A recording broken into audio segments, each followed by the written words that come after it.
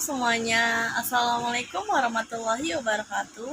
Perkenalkan, nama saya Wilda Fatihatul Umah dari kelas 12 IPS 3 dengan nomor absen 32. Di sini saya akan menjelaskan sebuah materi pembelajaran ekonomi, yaitu ayat jurnal penyelesaian akuntansi perusahaan dagang. Untuk materi atau penjelasannya disimak video berikut ini ya guys ya.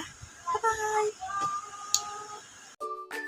Apa sih materi dari ayat jurnal penyelesaian akuntansi perusahaan dagang?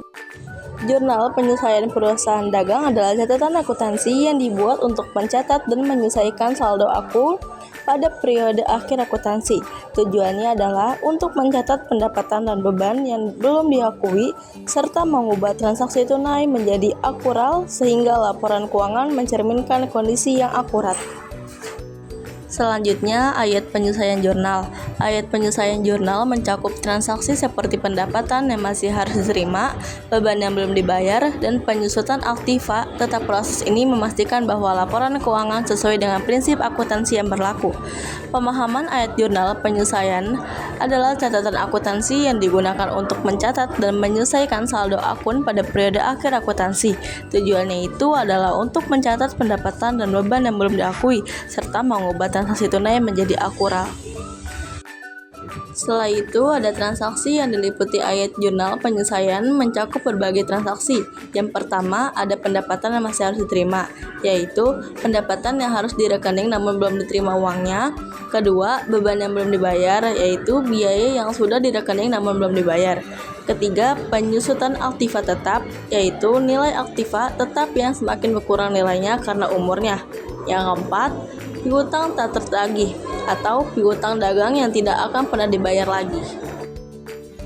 Oke, selanjutnya cara pembuatannya atau proses pembuatan air penyelesaian jurnal melibatkan tahapan-tahapan sebagai berikut.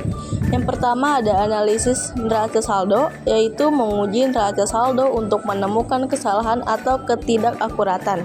Kedua ada identifikasi transaksi hilang, yaitu mencari transaksi yang hilang atau belum dicatat. Ketiga ada catat entry jurnal penyelesaian, yaitu membuat entry jurnal penyelesaian untuk mencatat transaksi yang ditemukan.